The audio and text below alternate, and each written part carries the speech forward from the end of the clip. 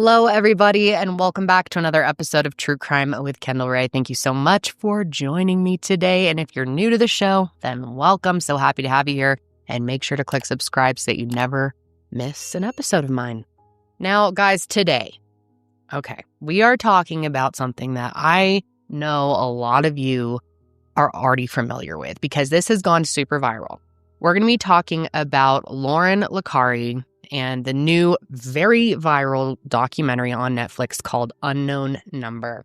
Now, we actually had this case on my schedule way before the documentary came out, and I didn't know it was going to come out. And honestly, I thought maybe I shouldn't even cover it anymore since Netflix already is, but it recently dropped, and so many of you have messaged me. Like, I don't know if I've ever gotten this many requests to cover something ever.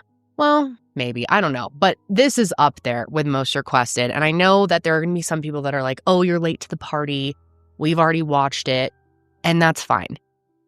This isn't for you. This is for people that want to have a conversation, to hear my thoughts, and to also go over some of the things that Netflix left out, because there was quite a bit. And there's been so much conversation and dialogue and theories about this case circling the internet that I thought it would be interesting to dive into it with you guys today. And I also have to say right off the bat, I was really annoyed that I already knew this story before watching the documentary, because the way that they laid this thing out was perfect. You would have no idea the big twist. If you don't know, don't worry, I won't spoil it until we get there. But this is a spoiler alert. This entire episode, you will know the whole gist of the documentary after watching this episode. But I wish I didn't know going into it, because it would have been such a shock, and seeing people's reactions online had been really interesting. But even though I already knew most of the details on what happened, I was still just blown away by this documentary. And I thought to myself, I still need to cover this. I need to talk about it. I need to get my thoughts out there, because I have so many. This was one of the most absurd stories I have ever heard. I was so disturbed, so angry, so fired up. And just confused. I still just feel so confused. I don't understand how this could happen. But anyway, I'm already getting ahead of myself. Before we get into the episode, quickly, I did want to say thank you for all of your support last week on my pregnancy announcement. I'm very happy to be having baby number 2, and you guys are just awesome. I'm so lucky. I don't understand how I end up with such a supportive, kind audience. I just still sometimes have to pinch myself that you guys even care about me and my family. And that's just like, I just feel very, very fortunate in life to have so much support. So very emotional these days. I'm not going to get all weird right now, but yes, thank you very much. And before we get into today's episode, I need to thank today's sponsor, which is a new sponsor, Trade Coffee. Here in Colorado, it is finally starting to get cooler. It is officially fall. And that means it is hot coffee season. And now that I've discovered Trade Coffee, I am looking forward to my morning cup more than ever. And before people comment anything, yes, I am monitoring my caffeine as a pregnant woman. I only get a certain amount a day, but thankfully I do have Trade Coffee. Trade is the #1 coffee destination in the United States for both hot and cold coffee drinkers. And they have sourced the best beans from over 50 top roasters all across the US. It's a subscription coffee service where they match you with beans that they think you're going to love based on what you tell them about your preferences. Their quiz takes under a minute, and if your first bag isn't exactly what you wanted, they will replace it for free until they nail it. Their prices are on par with the grocery store brands, but their quality is way, way better. Whether you're choosing a cold brew or a hot coffee option, you'll be getting a much better cup when you choose Trade. And this month, they matched me absolutely perfectly with, I'll play in a second, La Luna by Bird Rock. The fact that this is on a subscription is perfect for us. And right now, Trade is offering 50% off a 1-month trial at drinktrade.com/Kendall Rae. That is such a good deal, you guys. That's drinktrade.com/Kendall Rae to get 50% off 1 month. Drinktrade.com/Kendall Rae. Thanks again to Trade Coffee. Now let's go ahead and get into it. So by now, like I said, I'm sure a lot of you guys have already seen the Netflix documentary Unknown Number. And if you haven't seen it, I'm sure you've heard about it, or you've heard what happened to Lauren Likari. Watching this documentary, man, oh my God, I watched it 3 times. And last night I watched it with my husband, and watching his reactions to it was, oh my God, I don't think either of us have ever said what the fuck so many times while watching a documentary. But just in case you haven't seen it, I'm going to give you a brief rundown. Most of this episode is going to be about theories and my thoughts and kind of the discussion that's happening around the documentary. But I did want to explain it for those of you who haven't seen it or feel like you might be too triggered by it. It could be triggering for sure. Like I said, it's really disturbing. So I know some of you guys prefer to listen to a podcast or something on a case versus watching a documentary because it can just be too much and too overwhelming.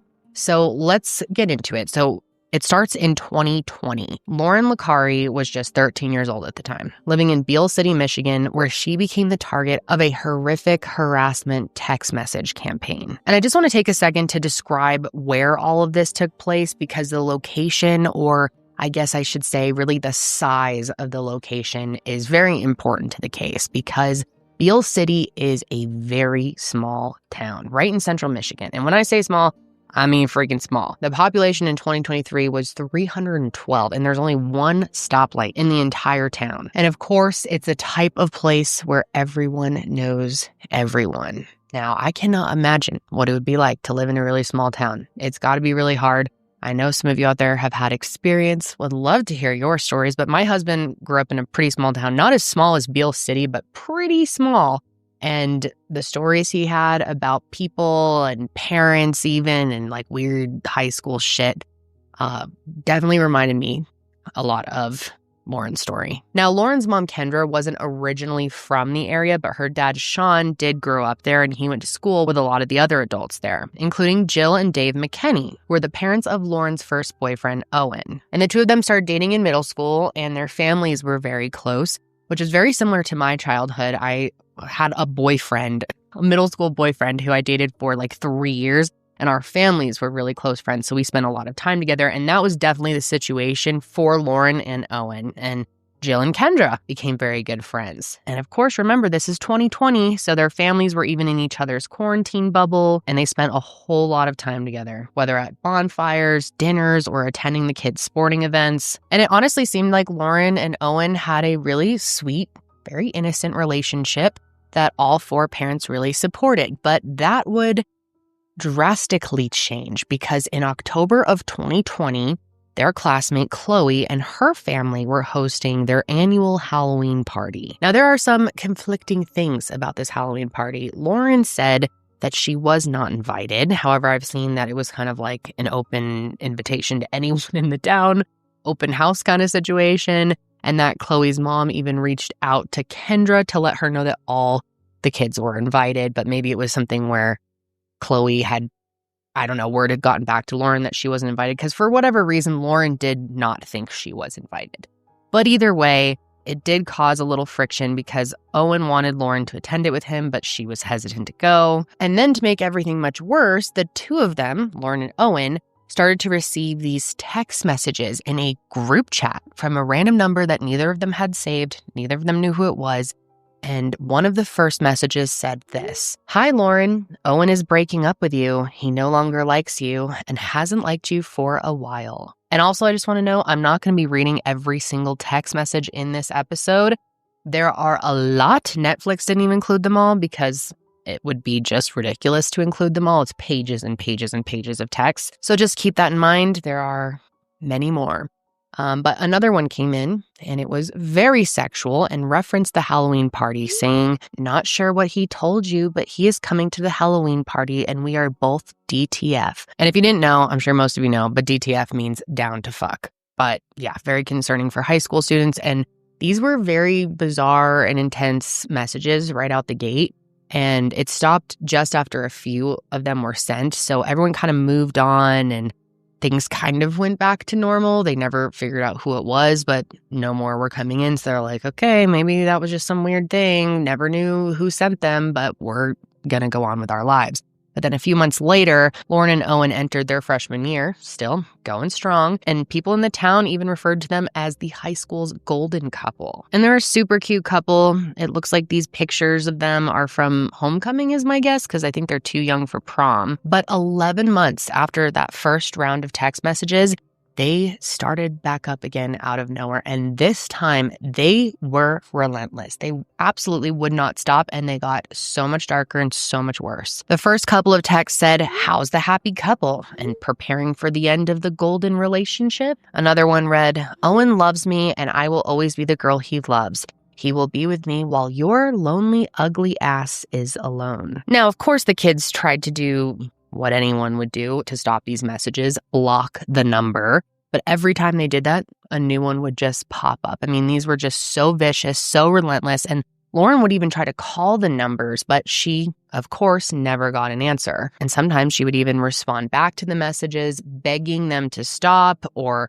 even standing up for herself at times. But that didn't seem to do anything. In fact, it seemed to just make it worse because it's just escalated from there. And sometimes she was getting up to 50 text messages a day from this number. And at some point, the messages really shifted from trying to put a wedge between Owen and Lauren, trying to break them up, to just disgusting and awful attacks on Lauren. One of them said, "You are the ugliest person I've ever seen." Another said, "You are worthless and mean nothing. You never have. Get a fucking life out of here. Owen will never look at you again or talk to you. You fucked his life up so bad. His family fucking hates you for it, and he will never in his life acknowledge you again." And keep in mind, the two of them are only 13 at this point, and some of these messages were so sexually explicit and incredibly graphic, and I will get to some of those. I mean, they're so bad that I wouldn't be surprised if it was Lauren or Owen's first time being exposed to this type of language. It was all incredibly shocking. I know in high school, it seems like way different than when I was in high school. Like, high schoolers know about a lot more and they know a lot, worse language, and the internet has certainly changed things. But even for today's day and age, I think these are just horrible. They made me feel incredibly uncomfortable as a 32-year-old lady.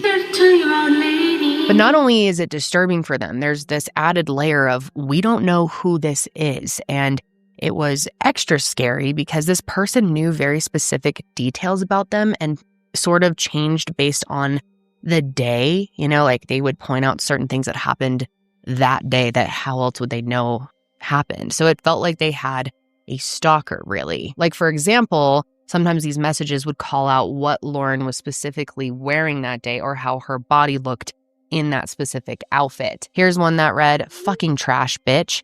Don't fucking wear leggings. Ain't no one want to see your anorexic flat ass." The texter even referred to Lauren by her nickname, Lo, which only people close to her call her. So not only are they reading these horrific messages about themselves, getting bullied and harassed every single day, but they are also living in fear of being watched. And after a while, it just became too big, too overwhelming for them to handle on their own. So they finally told their parents what was going on. Now, her mom, Kendra, really did her best to get Lauren to ignore it all, but it was clearly affecting her mental health. And how could it not? I mean, it would affect anyone's mental health, let alone a teenager. And she had been a really gifted athlete up until this point, but after getting these messages that made fun of her performance, she became disengaged and just gave up on trying to play well. For example, one of the messages said, "You're the worst. You should quit, get hurt, and be done." And everything got so bad that she would have trouble sleeping and she would cry in the mornings that she had to go to school. I cannot even imagine what this would be like. I would cry in the morning before I went to school, and I wasn't being harassed by a secret text messenger. I mean, I knew who was harassing me, but to have it be some secret, freaky person who was sending you the most sexually explicit, disturbing, we're going to get into some of these messages. They are so bad. I cannot imagine as a teenager having to get up at the crack of dawn, put on your clothes, and go face this, having no idea who it was, thinking anyone I could interact with today could be this person who has been harassing me for months. I mean, over a year at this point. And Owen also was really, really struggling as well, because of course he was. His parents said that he went from being a very happy, chill kid to being just drained all the time. Jill even said he started to become more prone to these angry outbursts because of the stress he was under. And after a while, these text messages made Owen and Lauren turn on each other. Lauren started to think that maybe there was some truth to the sexual texts about Owen. And I'm going to go over some of these. And I just want you to know that they are very disturbing, okay? I'm going to bleep some of this out because it is so vile, so vicious, and so explicit that it feels disgusting to even read these when they were sent to teenagers. But I think in order to really get the message across of how bad this situation was, the sexual harassment that Owen dealt with, and Lauren as well, that you need to know exactly what they said. I mean, other than the fact I'm going to have to bleep them. I'm sure you guys will still be able to figure it out. And it's also really weird. The texter started saying we at some point, and I don't know why they decided to do that. Maybe to kind of throw them off. I don't know. But here's one. It says, "We staying at a hotel with him Thursday and your sorry ass won't be there." Another one read, "Owen, remember you said of course you would help us. You hate her. You said worst mistake. Ugly, anorexic toddler. Never talk to her again. Our plan will break you. We promise. We know it's what you want. Owen and I down to finger fuck. His dick and finger, my pussy and mouth. My fucking tits in his face. Fucking make him horny. Make it. Yeah. He wants sex and making out. He don't want your sorry ass." I don't even know what to say. These text messages are so disturbing. The fact that they were going to teenagers makes me want to throw up. If these were coming into my child one day, I mean, she's only 3 now, but if I ever saw something like this on her, oh my God. Oh my God. I mean, this is just beyond words disturbing. So upsetting. And if you haven't already seen the documentary, I'm sure you're wondering who the fuck would send these to these kids. So, of course, Lauren is getting these. Not only is she so disturbed by them, I mean, imagine reading that at her age. But anyway, she's also thinking maybe whoever is sending these messages is telling the truth. Maybe Owen really was doing this stuff with someone behind her back, and she would start kind of accusing him of it, which would then lead to more fights between them, of course. And so after a while, it just became too much for Owen. And so he decided to break up with Lauren. And he was sort of hoping that maybe this would just give the texter what they wanted. Clearly, they really wanted them to break up. So he thought maybe this would calm everything down. And Lauren was very heartbroken by this, but still had hope that maybe they could get back together if, you know, it all stopped. And they even had discussed that maybe they could get back together if it all came to an end after that.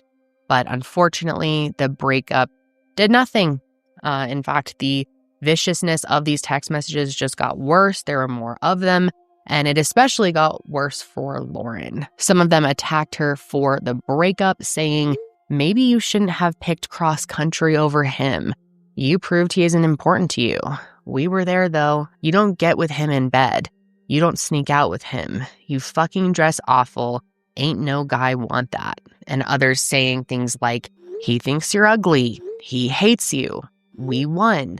His life would be better if you were dead. At one point, they even sent a photo of the two of them with things written on it like, he is ours. You still grateful now, bitch, LMAO, and we won. And these text messages were also becoming more and more threatening and encouraging Lauren to harm herself. And I know I issued sort of a trigger warning in the beginning. I am issuing it again. This gets disturbing. Could be very, very triggering to some of you out there. One of them said, warning, you f*** yourself before we do. Another one read, f*** yourself or we will. So just flat out encouraging her, threatening her really to what I interpret as her own life. I think that's pretty clear that that's what this texter wanted. And yes, Lauren was definitely getting the worst of it, but Owen was also still being harassed even though they broke up. In fact, he started seeing a girl from another town and everything was apparently going really well until her mother started getting texts from a random number. And as soon as he hears about that, he's like, oh my God, this is happening again with another girl and she's from another town.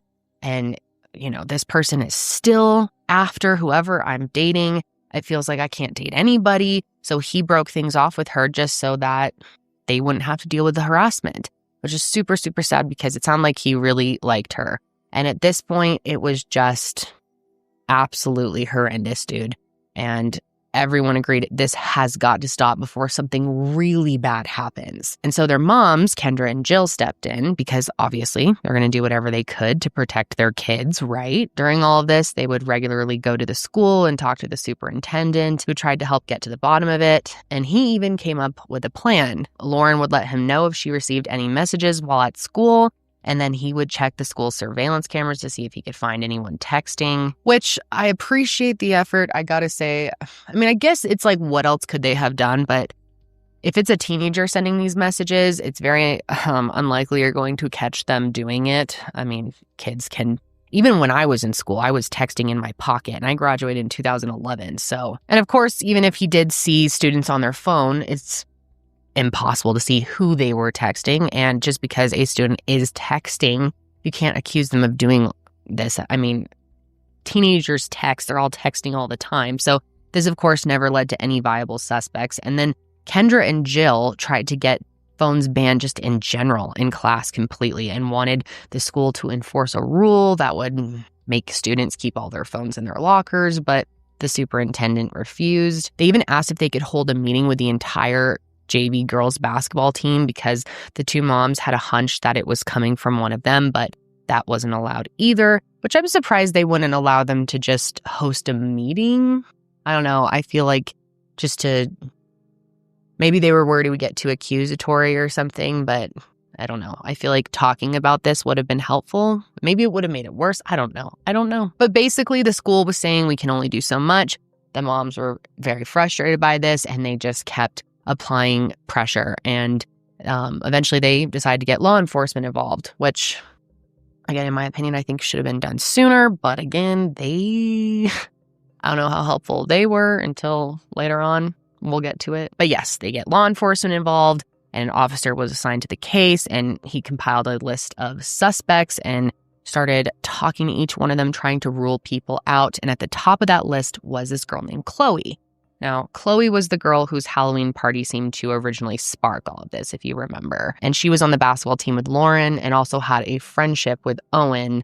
And some kids have even said that maybe she liked Owen. I don't know. I don't know if it really doesn't matter, honestly. But it made people wonder if this harassment was a way to get Owen to herself, that she was like jealous of Lauren. But when she was questioned, she fully denied everything. And they even scrubbed her phone and absolutely nothing came back to her. But it seemed like whoever was sending these text messages was definitely trying to frame Chloe because Chloe would say bruh a lot, B-R-U-H. And that word was specifically used in a lot of the text messages. And also, one of the text messages said that the sender got 12 points in a game. And since Lauren's mom, Kendra, volunteered as the scorekeeper to that game, she was able to look up the scores and found that, surprise, Chloe had scored that same amount, 12 points. And then this person started sending pictures of Owen and Chloe. So very clear that the sender wants Chloe to be framed for this, right? And there was even a Snapchat account made under the name Chloe that started messaging Lauren. But it went even further than that. At some point, Chloe and her family took a trip to Florida. And while they were there, literally, according to her parents, like an hour over the border into Florida, texts started to come in with that area code. And after Chloe had been questioned, it seemed like the sender was just starting to really panic and doubling down on trying to pin it on her. And Owen and Lauren got these text messages saying that the cops would try to protect the sender. Now, what's interesting about this is Chloe's dad was in law enforcement, so it seems like the sender was kind of trying to plant that idea that she was being protected by law enforcement, that there was like a conspiracy going on. And after her phone was searched, another text came in trying to really pin it on her, and it said, "Bitches, I talked to police yesterday, and they fucking kept my phone, fucking searched it, copied it, found nothing bad." But to law enforcement and to everyone else in the situation at this point, it really seemed like a pathetic attempt to try and get Chloe in trouble. It was pretty clear it was not her, and so police started to consider who would want to frame Chloe, which led detectives to their next suspect, Owen's own cousin, Adriana. Now, apparently, a few years before all of this, Chloe had gotten into some trouble for bullying her. She explained in her interviews that she always kind of felt like the outsider, and they thought maybe she had enough, and she was, trying to get back at Chloe after all this time. And one of the text messages included a photo that was taken at Owen's parents' Christmas party, which only a few people attended. And Adriana, of course, being his cousin, happened to be one of them. And so because of this, she was questioned and her phone was searched. However, they didn't find anything on it, which ultimately did rule her out. But oh my God, I felt so bad for her in this documentary. It's awful that she had to go through any of this in the first place and be accused and even have adults accusing you. And I mean, Chloe went through that as well. Adriana said that she is so traumatized by all of this that she still gets scared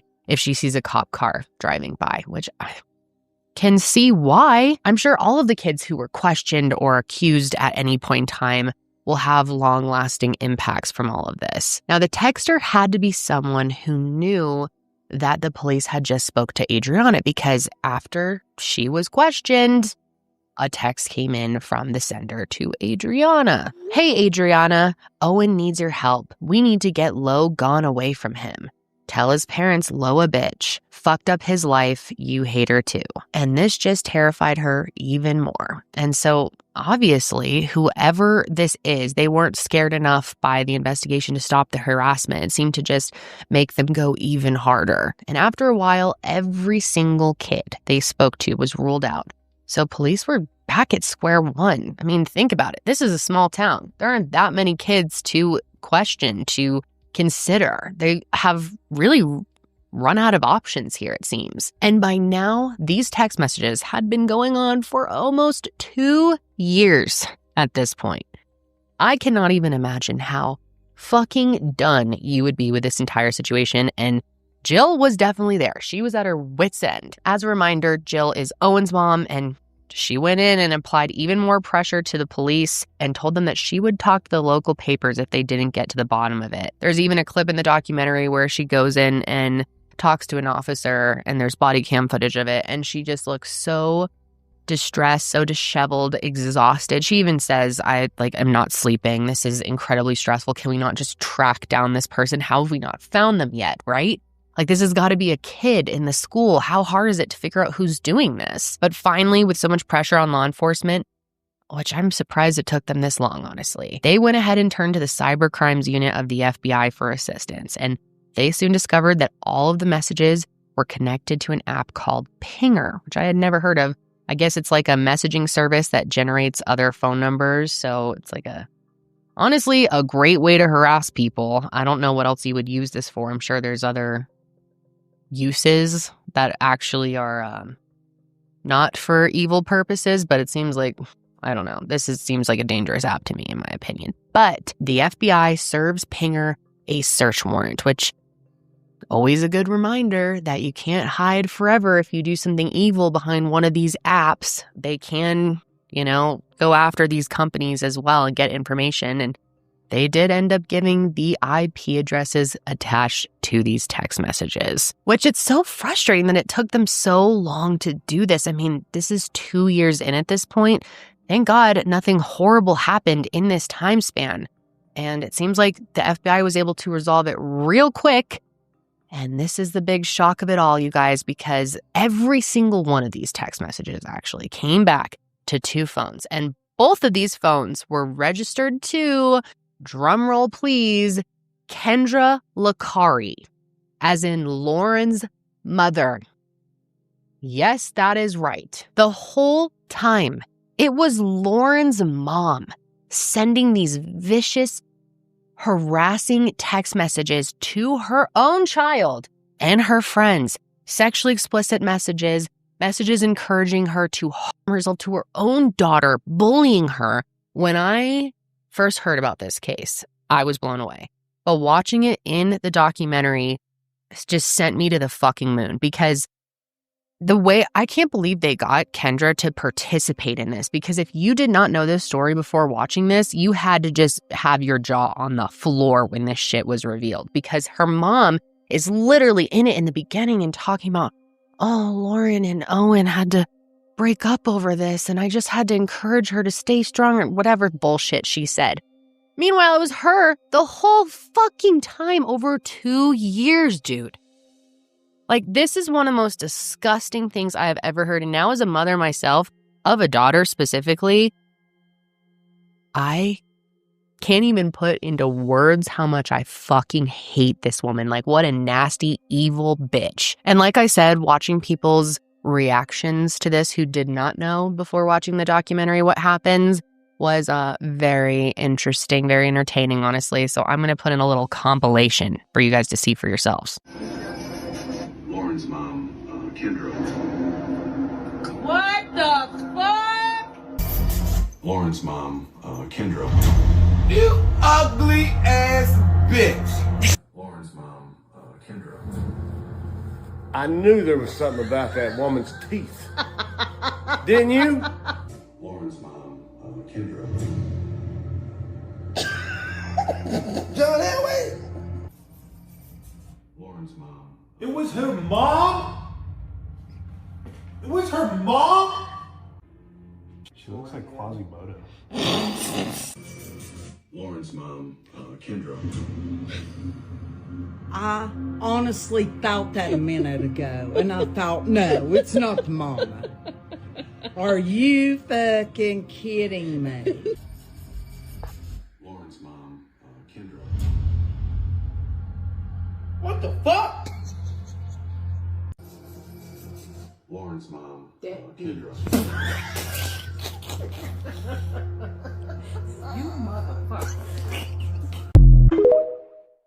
So yeah, if you already watched Unknown Number, you got to tell me what your reaction was. If this is your first time hearing this, I need to know your thoughts, of course. But if you have already seen the documentary, or you went and watched the documentary and then came back to this episode, let me know in the comments what your honest reaction was when you found out that it was her mom. Dude, I'm telling you, like, even though I already knew, I was still just like, that moment, just chills, like, oh, disgust. Felt like I had to fucking shower after. Oh, it's just so bad. I mean, Kendra was saying things about her daughter. Like, I mean, let's just go over some of these messages again, okay? Or I guess I'll read some new ones. Kendra was saying things to her daughter, saying things about her daughter like, his life would be better if you were dead. We want to take Lo down. She's a fucking waste. She don't deserve the air she breathes. She's a pointless human. Her whack ass even talks about, in the documentary, she admits, she starts talking about how, like, yeah, I would pick on her insecurities. I would think, and she tries to be like, oh, it's, I'm anorexic, so that's why, it's really just me talking to myself, or like the producer suggests that, and she agrees with it. And remember, she told her that she has a flat ass in her leggings, like, just, oh my God, coming from her mother. Oh, it's so sick. It's so heartbreaking. I can't even find the words to describe Kendra. I really can't. She's just so vile. And let's not forget the shit that she was saying to Owen. That is disgusting. And that's why I felt like I should read them on here, even though YouTube's probably not going to love that and we'll have to bleep it or whatever. But I think it's important people understand the gravity of what she was saying to this child.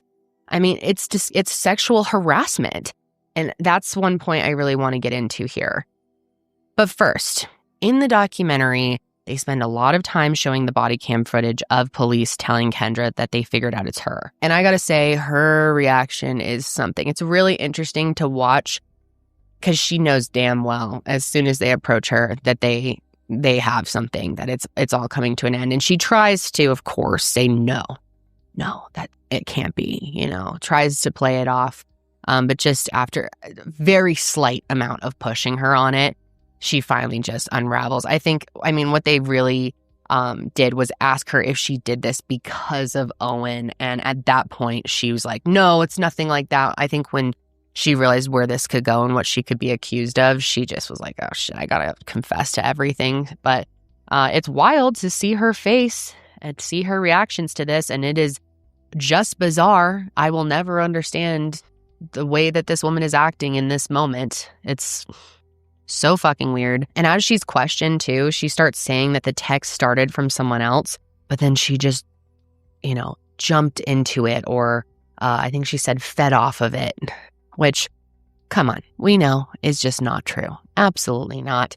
And what's really weird is later in the documentary, she says she did this to draw attention back to the texts that were sent around Halloween to find out who did that, which it took me a while to even comprehend, to register what this woman was saying.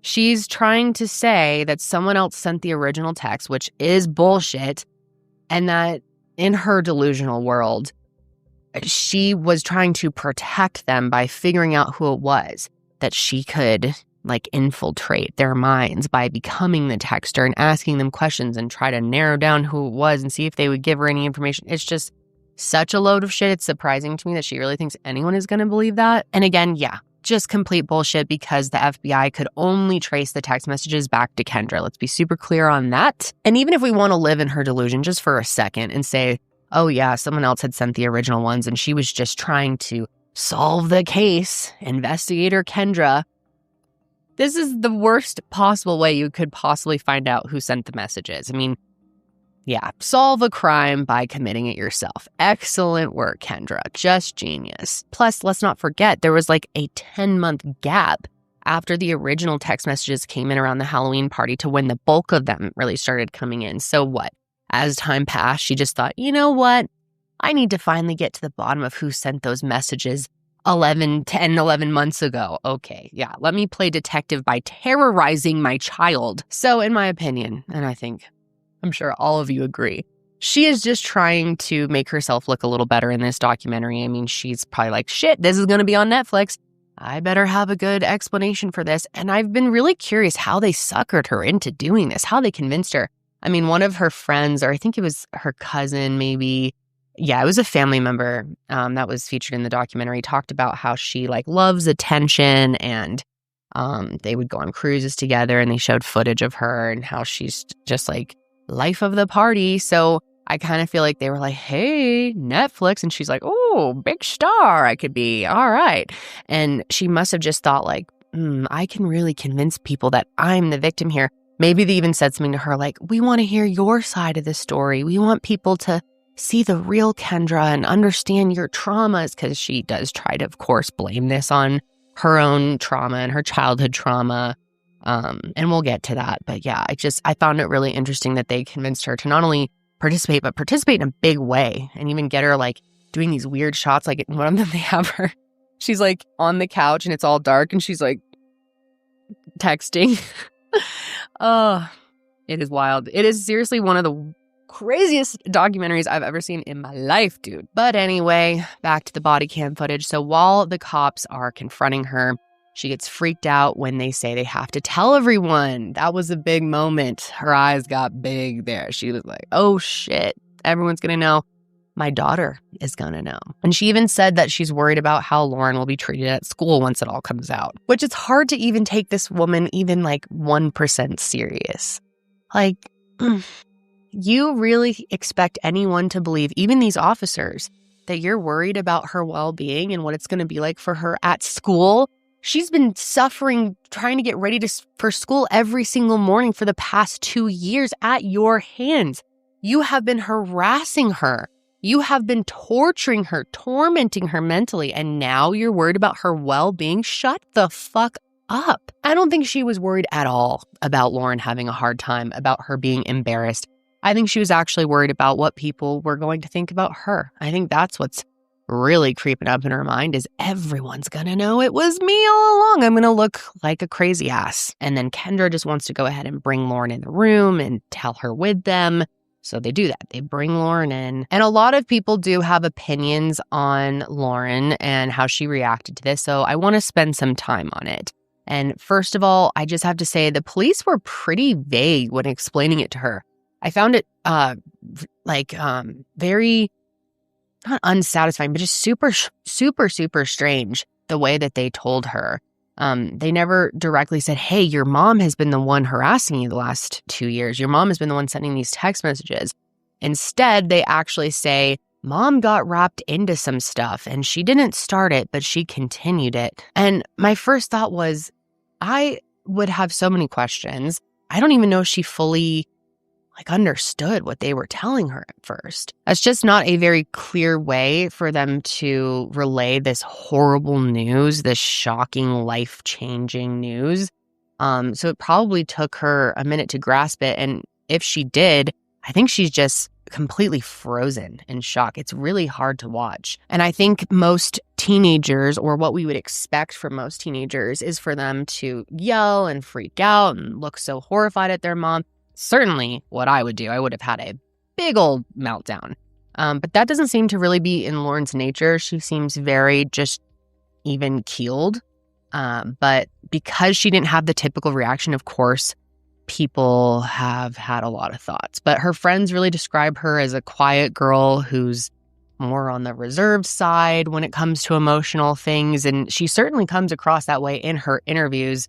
And I think that's just really hard for people to understand, that some people really do process things completely differently, especially big traumatizing moments like that, or big information dumps, shocking information.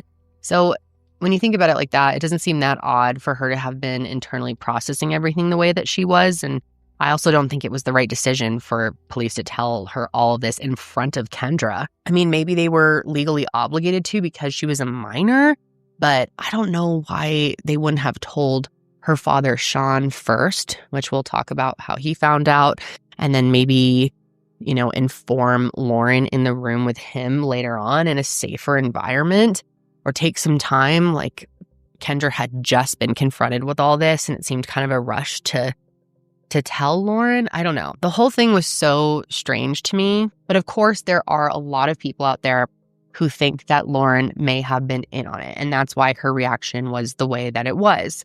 And I can see why people think this. I won't lie. There's even a part of me that's been like, especially because Chloe's parents, specifically in the documentary, alluded to believing strongly that Lauren and her father, Sean, were both in on it, and basically like, I can't believe they got away with it, and that they must have known something this whole time. But I really don't think you can come to that conclusion just based on the body cam footage. Her being quiet while receiving this information and trying to process it all. I don't think that truly indicates that she knew about it or was in on it or anything like that. And trust me, I've read up on the theories about her being involved, and we will talk more about that. But for now, let's get back to the body cam. But it's really uncomfortable too to see the way that Kendra is holding Lauren's hand, and she looks incredibly nervous to tell her. And I don't know, the manipulation is just really, really strong. I get serious mother-daughter manipulation vibes going on, that it's hard to judge Lauren's reaction at all. And this is just completely my opinion, but I honestly think she might be pretty afraid of her mother, and that's why she doesn't want to say how she really feels or show how she's feeling in that moment. I don't know. That's just my opinion. I get very, very strange vibes between them. But after telling Lauren, the cops call Sean to tell him what's going on.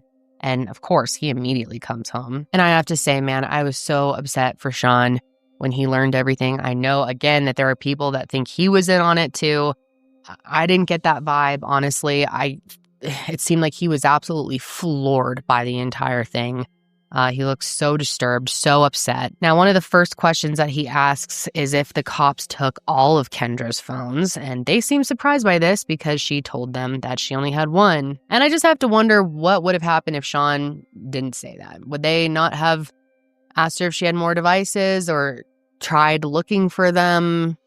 Did she want to keep that phone to hide more evidence? Probably. And they finally tell her, okay, we know you have another phone here. Where is it? And she's like, oh, it's on the side of the house. And they, from where she was originally standing when they approached her, and they go out and find it. Now, after this, Sean is brought into the room with everybody, and immediately he's pissed off. He starts questioning Kendra, who finally starts to reveal the truth to him. But yeah, man, I personally felt so bad for him in this moment. I just think seeing someone in real time processing how he was deceived by his wife is just heartbreaking. And when I say that, I don't just mean the messages. He was also lied to by Kendra about having a job. Now, this wasn't included in the documentary, but I was able to find out the reason why she was unemployed. So back in the spring of 2021, when Lauren was in 8th grade, Kendra worked for Ferris State University. Well, turns out she actually got in trouble with them and was put on a performance improvement plan that cited excessive time on not work-related texts and calls. I'm really surprised that Netflix didn't include this because, yeah, her catfishing her child actually affected her job. But no, that did not make her realize she needed to make a change. Quite the opposite, actually. She quit that job in August of Lauren's freshman year because she fell short on meeting the standards of the performance plan. So now Kendra had all the time in the world to focus on harassing children. But of course, she could not tell Sean that she sacrificed her income for her own sick game. No. Instead, she told him she took a different job with a higher salary. And this phantom job allowed her to work from home. So he didn't even question why she was sitting around on her phone or computer all day. And Lauren even said she would take fake work calls and just talk about how swamped she was at work, how busy and overwhelmed she was, just working so hard for the family. And if you're wondering how she was able to pull off the lack of income, well, she was the one who handled the family's finances. She was in charge of the accounts. Therefore, Sean had no idea that there was no money coming in from her. And also, this wasn't in the doc, but Sean worked at an auto body shop, and his coworkers would even joke that Kendra was his sugar mama. They also said that Sean wouldn't be able to function without her, but the cracks were definitely starting to show. Their home was being foreclosed on, and then they were in the process of being evicted from another place. However, Kendra always had a reason why this was happening, so Sean didn't know how bad it really was until it all came crashing down. And it's just so hard to wrap your mind around how Kendra or anyone could make victimizing children, one of them being her own daughter, her number one priority in life, even over her own work and her home, her husband, everything. At one point in the documentary, she's talking about how it became like an escape for her. How sad is that? But anyway, in that body cam footage, we see Sean tell her that she has to leave and go stay with her parents. And her reaction to this is just creepy. She walks over to Lauren. She starts holding on to her, hugging her, talking about how she can't leave her. This just was difficult to watch and confusing. I felt so confused, and I know other people did too.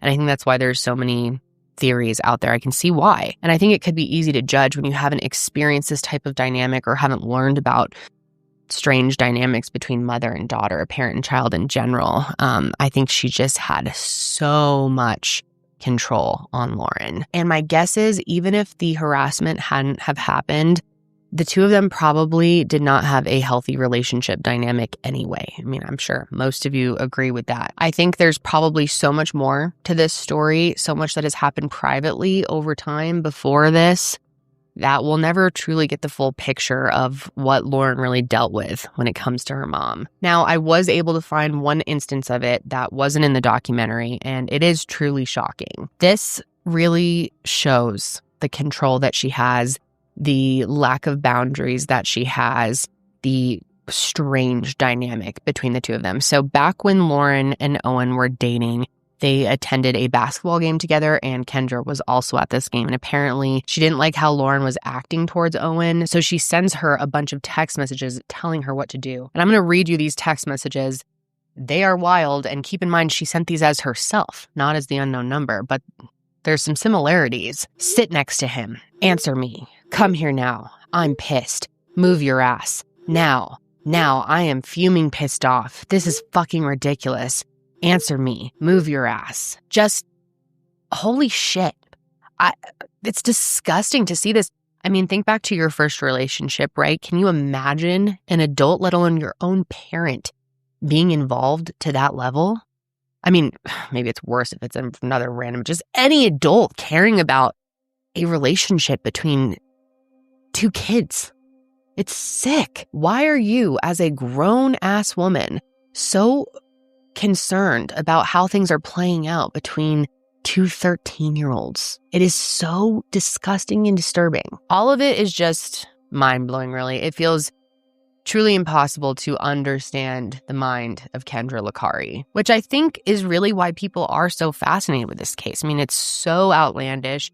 It really makes no sense, and we have a hard time trying to imagine why any adult would do any of this. And any reason that Kendra tried to give makes no sense. I don't think there's any explanation that would make any sense for this other than just, yeah, I'm evil and weird. So like I said earlier, at first she was trying to play detective. That was her original explanation for this, that it was all just, trying to get to the bottom of who was harassing her daughter, which we all know is ridiculous and no one else was harassing her but you. But another reason that she gave was that she had been sexually abused when she was 17. And as Lauren was approaching that same age, she became paranoid that it would happen to her too. And so she said that she sent these text messages as a way to keep her close, to stop her from growing up. And she doesn't really expand on that. So I don't understand at all what she meant. I don't know how you're protecting her or trying to keep her close by sexually harassing her, really, and Owen as well.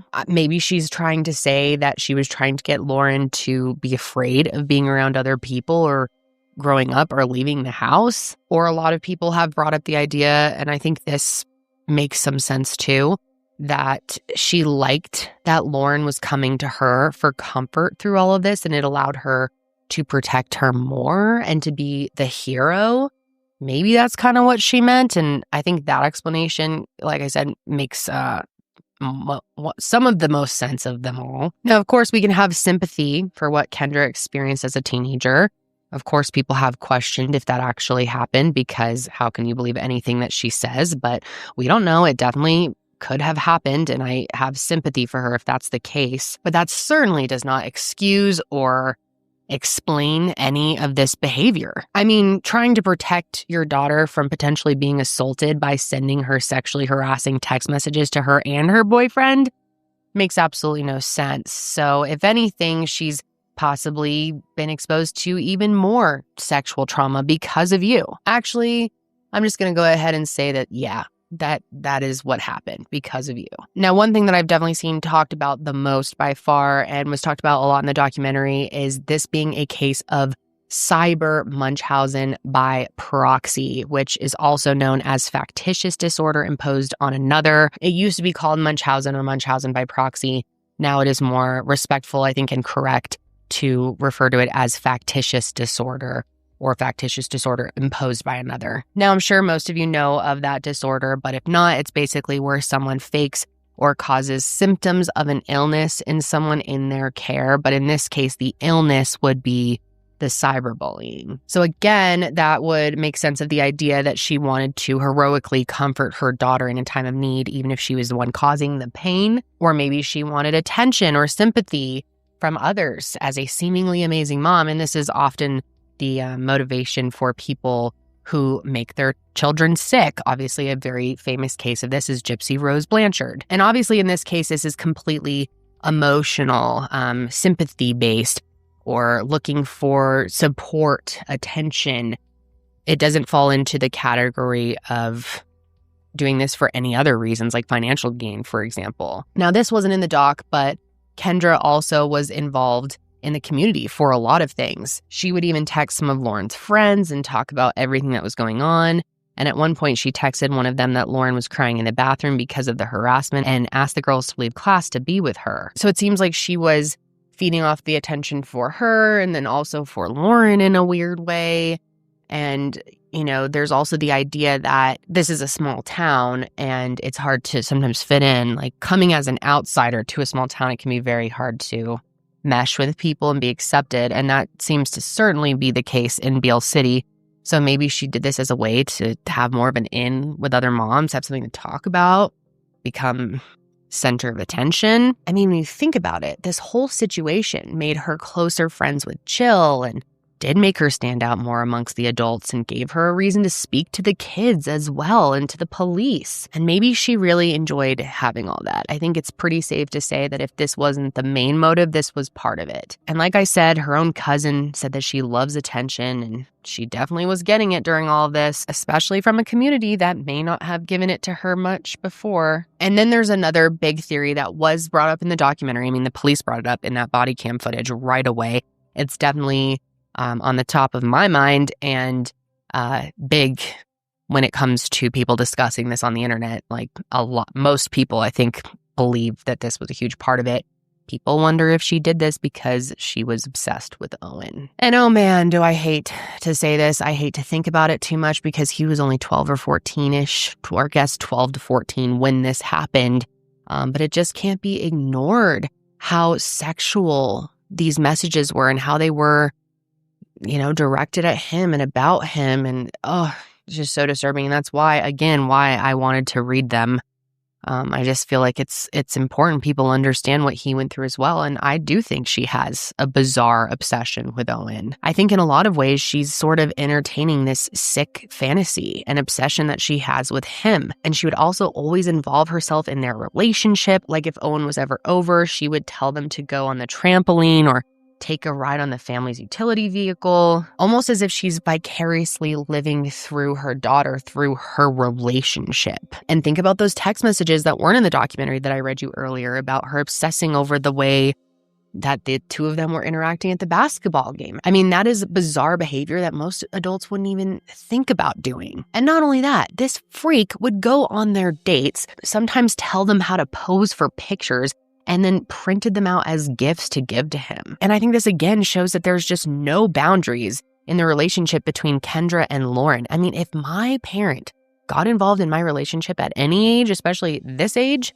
like that, I would be so embarrassed, so disturbed, so angry. And at one point, one of Lauren's friends even witnessed Kendra pretending to be Lauren and texting him, "I love you." I can't remember if that was in the documentary or not, but it's stuff like that that really drives home that theory for me. And stuff like that didn't stop once they broke up. She would attend Owen's games by herself, dude, and would ask Jill about his new relationship. She even signed up to be his track coach, which he didn't think was that weird at the time because he thought of her as like a second mom, I guess. That's how close they were. So all of this behavior is really disturbing, really gross, and especially when paired with the type of sexual language that she used about him in those text messages. So I mean, in my opinion, I think it's safe to say that she did a lot of this because she was obsessed with him and it was like playing out a fantasy, as sick as that is. And I just feel so heartbroken for him and his parents as well, just for them having to see their son go through that and for him having to deal with something like this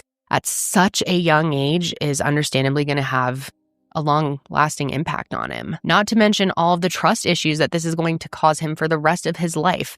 In his victim impact statement, he said, "At the end of the day, this will be over and we can try to go back to our lives. You can try, but it scarred me. This whole thing is going to affect me the rest of my life." And if I'm being honest for a moment, I have beef with this documentary because I hated the way they completely glazed over how inappropriate and scary all of this was, that this grown-ass woman sexually harassed this child, and it was just like, they barely addressed that. In my opinion, I think he is almost as much of a victim as Lauren is.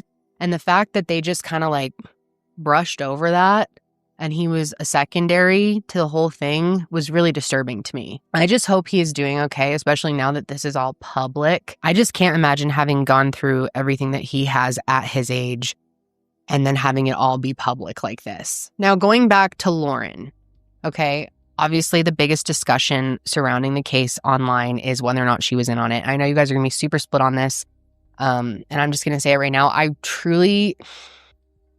don't know what to think completely, but I heavily lean towards she didn't know anything was going on. The one thing that really got me was Chloe's parents alluding to that. That was strange to me.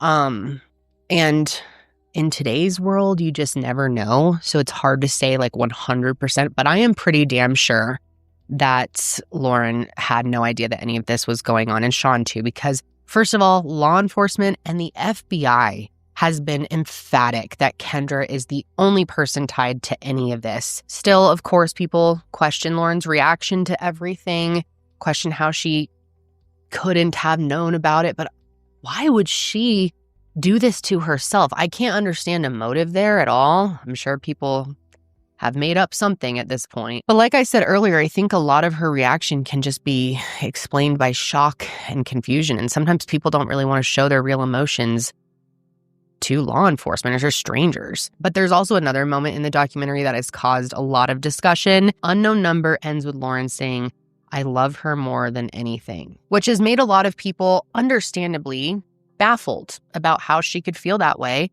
after all that has happened. But I don't know if people are giving her enough grace for the situation. Look, man, a toxic parent relationship is incredibly complicated and very confusing. I'd imagine that unpacking something as difficult as your parents secretly harassing you for 2 years would be very complex and very difficult, especially at Lauren's age. But I also want to point out, I think that moment could also be Lauren getting an unfortunate edit by the makers of this documentary. Now, let me explain what I mean. Okay, so in the doc, there are 2 different interviews with Lauren. And one of them, she's wearing a pink long sleeve shirt. And then another, she's wearing a gray sweater. Now, we don't know the exact dates these were filmed, but it definitely seemed like the pink shirt interview was shortly after everything happened. And the gray sweater was a follow-up interview a while later. And in the gray sweater interview, she seems a lot more logical about how she talks about her mom. She seems a lot less, I don't know even how to explain it. She seems like things have hit her. Like it's had a lot more time to sink in by this point. She does say in the gray sweater interview that she'd be open to mending their relationship at some point, but when the time is right, which is a lot different than how she acts in the pink shirt interview. She also acknowledges that she wants to trust her, but doesn't think she can yet. And I'm curious what else she said that could have been possibly cut out. But in the pink shirt interview, she speaks more highly of Kendra. And I think that's because it was earlier on in her processing. And that last line of, "I love her more than anything," comes from the interview that I think was first. I think we can all agree that that was clearly done first. So I don't think that's a reflection of how she feels now. And I think it was very unfair that they put this at the end as her final word after she was the victim in all of this. And I think we all have to keep in mind that you never know how questions were posed to someone by the filmmakers, because obviously they want to put together an edit that's going to be the most shocking.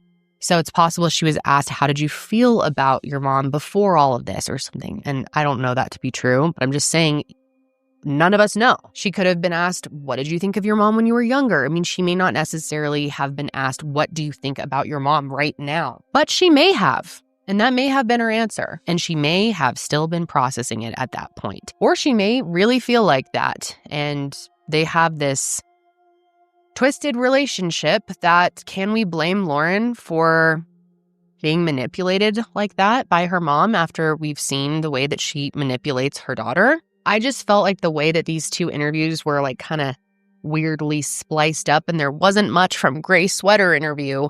I don't know. It made me feel like it was edited like that for dramatic effect, which obviously this is going on Netflix. They want to do that. I don't know. It is a pretty strong, shocking way to end the whole thing, but I really don't think it's fair for people to use it as evidence that she was involved. At the end of the day, Kendra worked hard to manipulate everyone. She manipulated all these adults for 2 years.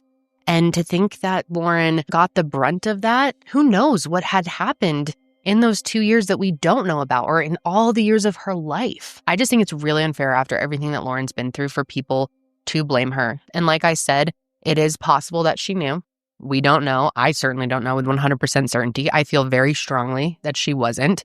I can't say 100%. But I just don't think I know that there's certainly not enough evidence for anyone to be accusing her of that. Now, there isn't a ton out there about what's going on with Lauren today. And I'm glad that it seems like she has some privacy, I guess. But we do know that Sean divorced Kendra and he got full custody of her, which I'm very happy to hear that. The judge also ordered that Kendra wasn't allowed to have contact with Lauren. And while that has since expired, as far as we know, the 2 of them haven't spoken yet. She did email back and forth with her mom in jail. Very, very strange, the messages that they read in the documentary. Her mom is definitely, I think you could say, love bombing her.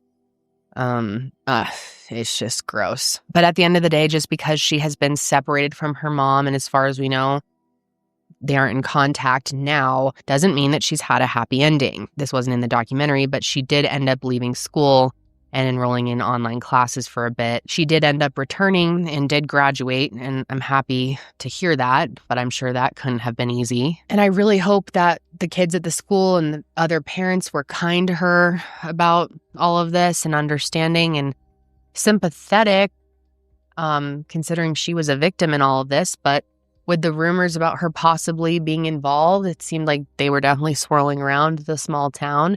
So I'm not sure how everyone handled it. And I don't know what she's gone on to do since graduation, but I do know that she has expressed interest in going to college to study criminology. But no matter what, I just really hope she's able to find some peace and happiness after all of this. And Sean, too. I'm sure he has just been through the ringer and people think he's involved as well. Again, maybe. I don't know. But I think for what it's worth, my spidey senses, which aren't great, I'll admit, say no. I mean, I'm normally a sucker, but I don't think that either of them were involved. And my heart is broken for them. It was so awful to watch. So I hope that Sean is doing better, that he's giving Lauren all the support that she needs, and that they are able to move on together. And if she ever does decide to reunite with Kendra, I hope that it's more healing for her than harmful. Now, speaking of Kendra, I couldn't find much about where that freak is now, but in 2022, she ended up being arrested and charged with 2 counts of stalking a minor, 2 counts of communicating on a computer to commit a crime, and 1 count of obstructing justice. She pled guilty to the 2 stalking charges in exchange for everything else to be dropped, and she was sentenced to just 19 months in jail, which is horrific when you think about how that's less time than these kids were tormented for. The prosecutors did acknowledge that she probably would have gotten more if it had gone to a jury trial, but they didn't want to put all of her victims through that, which I do understand, but I just think she got off so easy. And I think the initial charges seem so light. Stalking is a serious crime, and she did so much more than that. I just do not understand. In fact, I'm furious that she did not face any charges of sexual harassment or endangering the welfare of a child. There were also no charges pertaining to her framing Chloe or Adriana. And I've seen some people argue that they think the state should have gone for attempted murder with all the time she encouraged Lauren to take her own life. And I agree. I wish that she would have gotten attempted murder. I really do. I think she absolutely did attempt murder. I mean, thank God Lauren didn't actually listen to what her mom told her to do. And in the documentary, they asked her about that. And she was like, I didn't think that she was going to actually hurt herself. Like, this fucking woman. But if I'm being honest, I think that prosecutors and law enforcement just haven't caught up, that they don't understand the extent of a crime like this because it was done through a phone. We see many examples where the justice system just isn't caught up to the times and to technology. And I think this is a very clear example of that. But I do have to wonder, and ask yourself this too, do you think the charges would have been higher if this was a man doing this to kids? Because personally, I do. But yeah, unfortunately, she served a pretty light sentence.